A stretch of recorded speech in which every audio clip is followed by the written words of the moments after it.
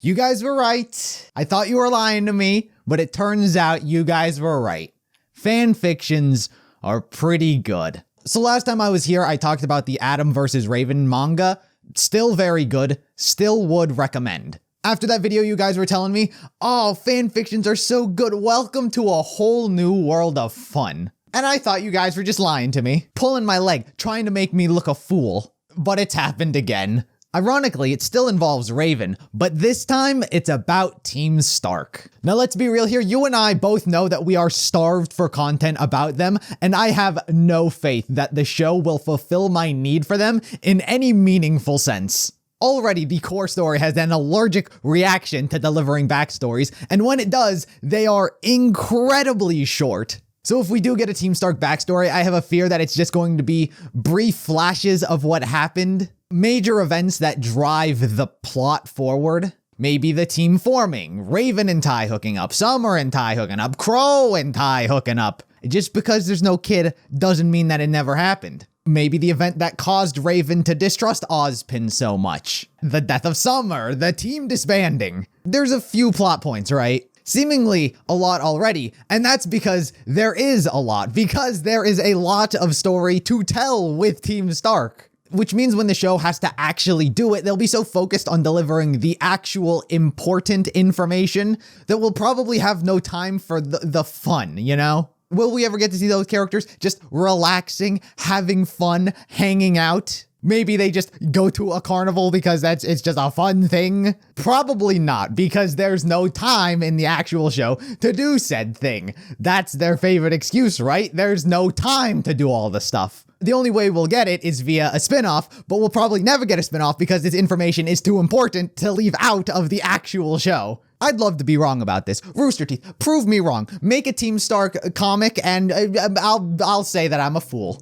But because A, we have no idea what their backstory will consist of, or B, we have no idea when we'll get a Team Stark backstory, we are quite frankly left out to dry, and honestly, we've been that way for a few years already. This is not a Volume 8, we want a Team Stark backstory. This has been like since a Volume 4, possibly back even Volume 3, we want a Team Stark backstory. So we're already 4 to 5 years into this, and still counting. But all of that leads me to the Team Stark Chronicles. I don't have a physical print to show off. You know, sometimes I come across things online that I think deserve more attention and think you guys would think is cool and would enjoy, so here we are. So this comic is made by Cyan Orange Studio. They are 2 people, but 1 person works on it as like a personal project. I initially found them when I came across this super well done artwork of Raven on Twitter. Actually insanely beautiful. And as it turned out, she was also a super big fan of Raven as well, so I was seeing all this artwork of Raven constantly pop up, which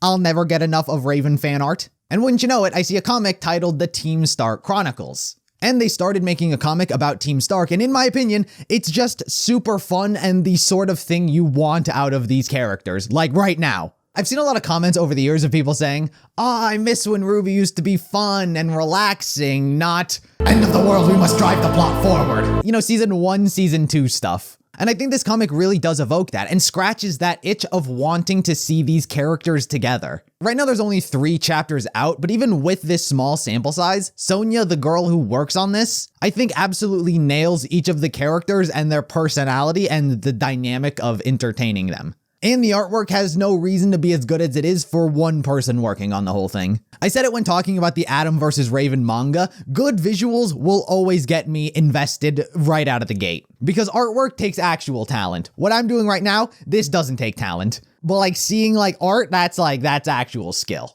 This comic is being uploaded on Webtoons, which for those of you who don't know, it's a website full of all sorts of other comics, whether they be original or fan comics, and it's just like a super convenient place to share works like this. And Sonia does intend on making future chapters, which is why I'm talking about it now. If it were just like a few one-offs, then I probably wouldn't have talked about it. But because it seems more like a project that's going to continue, I wanted to talk about it and share it with you guys. So like I said, there's only 3 chapters out right now, but each one has their own central plot and seems to be being told in a chronological order. Chapter 1 starts out with the initial formation of Team Stark, Chapter 2, the characters get their uniforms, and Chapter 3, everyone's settling in. The second chapter is actually about that story that Ty was telling in Volume 4 about Crow wearing a skirt, which I almost completely forgot was a thing because it's been so long since any sort of story was told about Team Stark at all. In fact, that might be the only story that has ever been told about Team Stark. Yeah, we told him it was a kilt. He'd never worn a uniform before, so he didn't know. Oh,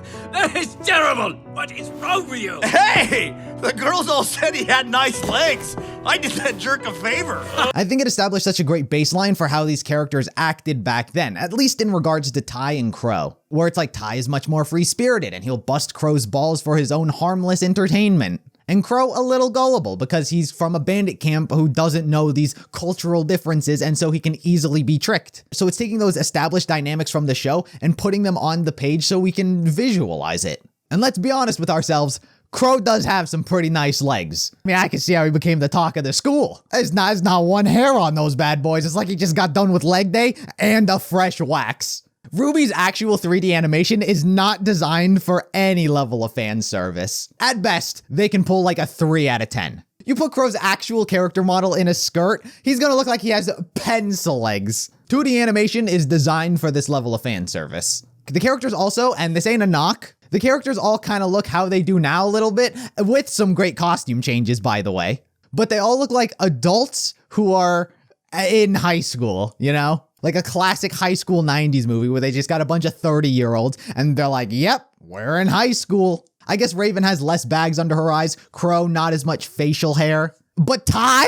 He's shredded. This is an 18-year-old? Dude, no wonder everyone slept with him. Then you have Summer and Raven. Their dynamic is my favorite because they play off of each other incredibly well. While we don't know anything about Summer in the actual show, she acts exactly how you would imagine she would act, at least from my perspective. So she winds up being a lot like RWBY. She's a bit of a klutz. She's very optimistic, easily excitable. But at the same time, she has much more mom energy than RWBY. Whereas RWBY very much acts like a kid in how she's always like running around and her normal personality. But Summer's worried about getting to class on time, making sure that Raven is dressed with decency, worrying more about taking care of others than herself. And Raven, obviously my favorite, has a 0 fucks given attitude, and I love it. She's much more vulgar than the others. She swears, there's swearing in this, thank you. And that attitude also leads to her having a fan service moment. There's actually a bit of fan service. I mean, there's only 3 chapters, but 2 out of the 3 have fan service.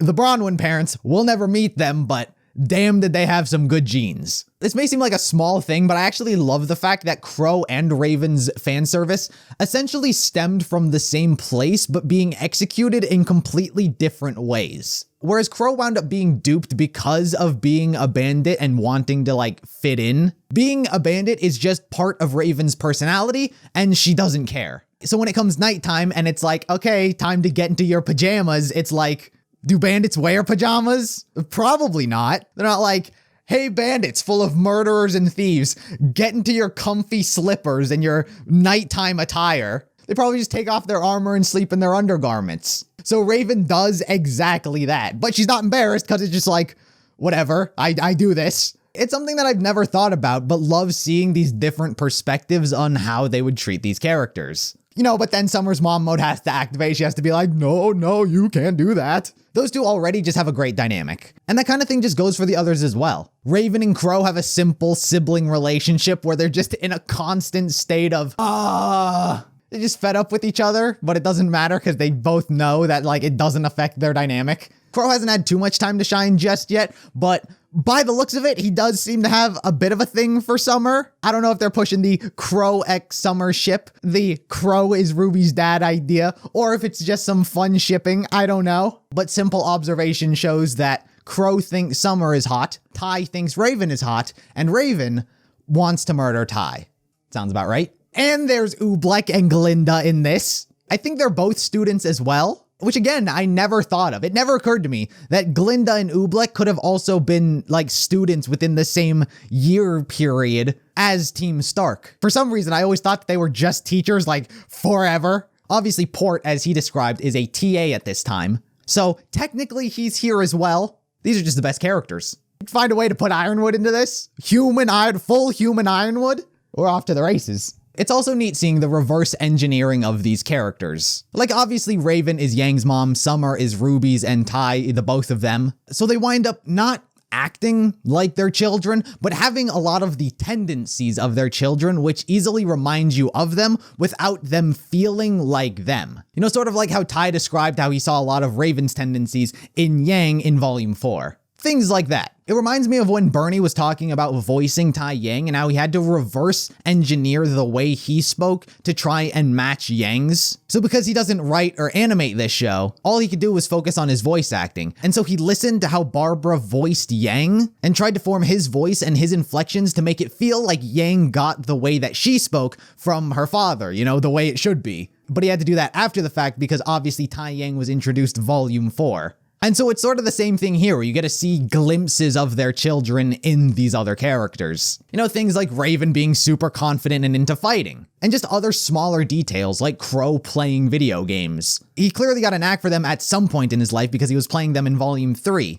But if he didn't know what a skirt is, how would he know what video games are? So at some point he had to have learned it. So we get to sort of see like where Crow picks up knowledge about things outside of a bandit camp. Now, I'd be lying if I said there didn't seem to be a little bit of Raven bias in this. Not that I'm complaining. If there's one character that needs a bias, it's Raven. Raven needs someone in charge who cares about her and doesn't treat her like she's a bad person. She has a bad attitude, but it's a fun bad attitude. You need that feeling like the person in charge likes all of the characters involved in the story. And that's what it feels like here. You know, reading this, I genuinely just have this sense of fun. Nothing heavy is currently at stake. That could change should the writer want to focus more on character development and storytelling as the comic progresses, and I'm all for that. But what really carries this are simply the characters and how they interact. Of the 3 chapters so far, Chapter 3 is my favorite due to the simplicity of it. It's titled Pajamas, and it's about pajamas. That's the bit. That's the focus of the chapter.